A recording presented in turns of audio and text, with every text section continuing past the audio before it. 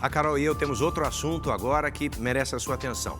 É o abandono de idosos. O tema voltou a ser discutido depois que uma senhora francesa foi deixada pelo filho no aeroporto de Guarulhos, em São Paulo.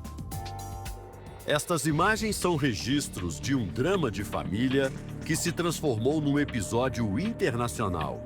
A francesa Johanna Gundula Lechner-Tran, de 77 anos, desembarcou no Aeroporto Internacional de Guarulhos, em São Paulo, ao lado de 2 filhos, o mais novo de 35 anos e o mais velho de 43, uma pessoa com deficiência.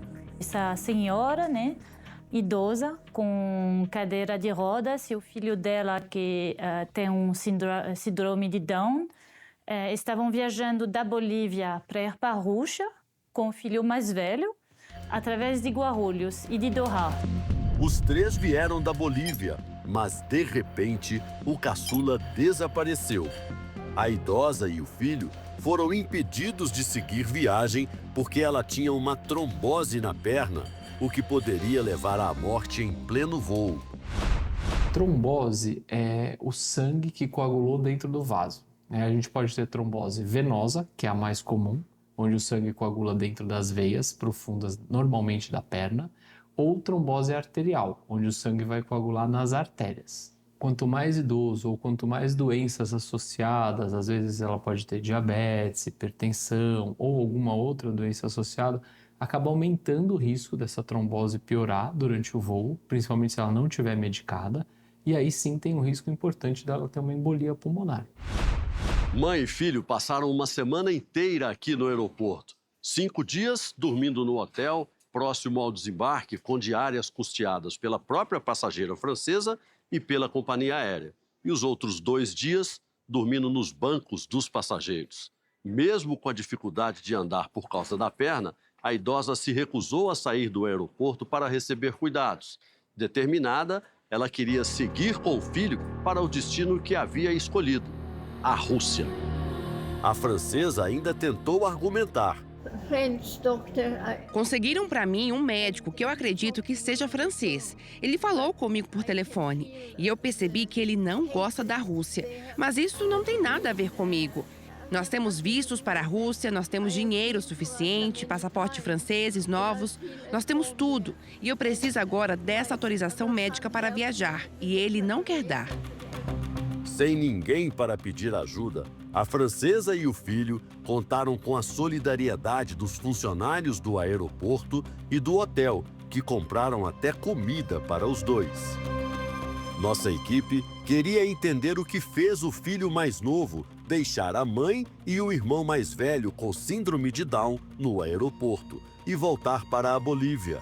Tentamos contato com ele, mas o rapaz não atendeu. Chama até cair. A passageira e o filho foram levados para este hospital, próximo ao aeroporto.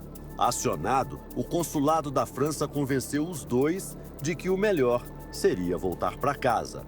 Ajuda ela para achar essa saída positiva, que é a repatriação, por conta da ajuda do Ministério das Relações Exteriores da França, e depois ser acolhida para o filho dela lá em Paris. A pedido do consulado, mãe e filho vão continuar aqui no hospital até a viagem de volta para a Europa. O caso da francesa reflete uma situação cada vez mais comum e preocupante no Brasil: o abandono de idosos. Segundo o Ministério dos Direitos Humanos e da Cidadania, todos os dias, 2 pessoas com mais de 60 anos são deixadas em algum hospital público do país. O paciente chega para cuidar da saúde, recebe alta, mas ninguém aparece para buscá-lo. Em 2023, foram mais de 20 mil denúncias de abandono pelo Disque 100.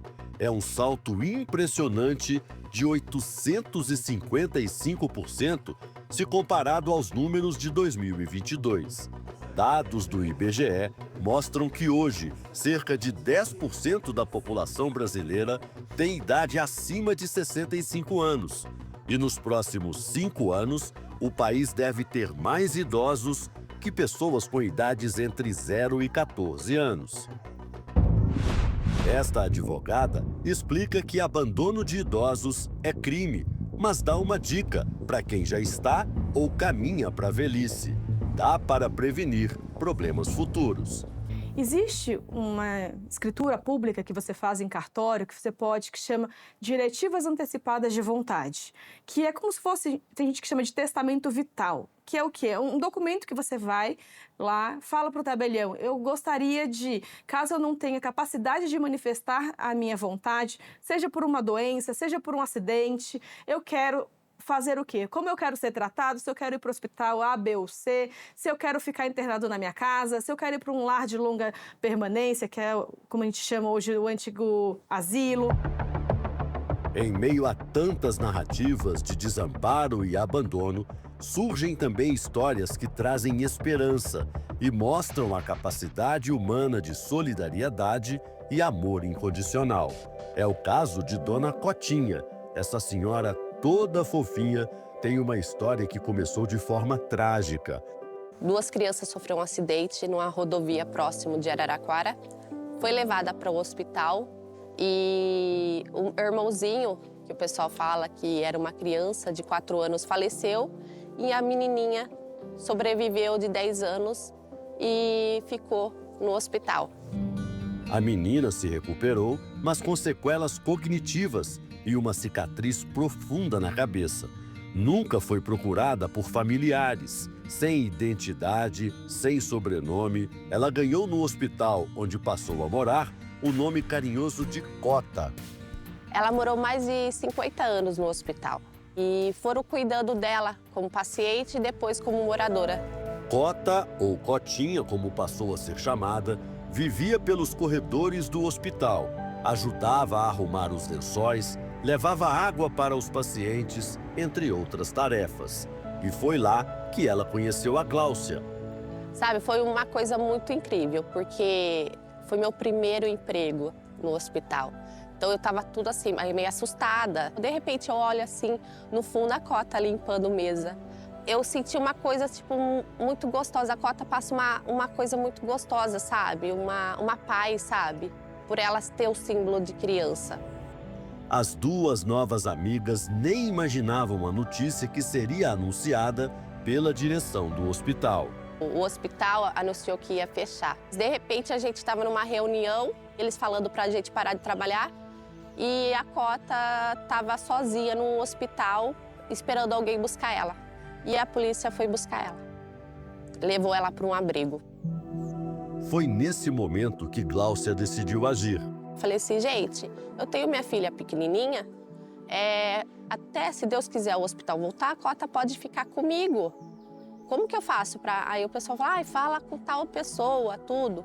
Se não fosse eu na vida dela, quem que iria cuidar dela? Ela ia ser levada para um abrigo. E aí ali que eu decidi ficar com ela, com todas as dificuldades que a gente teve, eu falei, eu não tenho coragem de abandonar ela. Desde então, a vida das 2 mudou. Cota foi adotada, ganhou sobrenome, um quarto cor-de-rosa, uma geladeira só dela, uma casa cheia de bonecas e uma irmã, a Emily. Já Gláucia ganhou uma nova filha. Ela esperou mais de 50 anos para ter uma mãe, sabe? Eu penso muito nisso, sabe?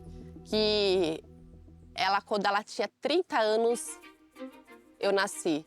Então, olha como que as coisas Eu acho que Deus colocou assim, na hora que eu nasci, falou, nasceu sua mãe, Cota. Vai demorar um pouquinho, Cotinha, mas sua mãe vai chegar. Entre bonecas, risadas e abraços, Cota finalmente encontrou um lar. E Gláucia, uma razão ainda maior para viver. A Cota trouxe amor, sabe, para mim. Sabe, eu olho para ela e eu agradeço muito a Deus por ela estar comigo. Eu sei que a Emily tem um mundo para fora para poder explorar. E a Cota só tem eu. Eu tenho que cuidar dela. Eu tenho que cuidar dela. Eu acho que essa é a missão que Deus me deu. Hoje eu sei o significado que eu vim para esse mundo, foi para cuidar da Cota.